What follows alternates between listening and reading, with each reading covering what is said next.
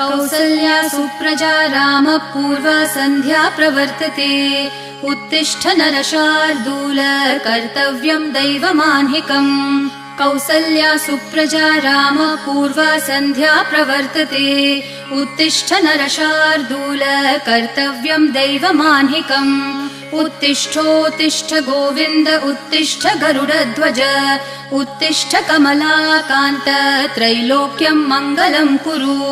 उत्तिष्ठोत्तिष्ठ गोविन्द उत्तिष्ठ गरुडध्वज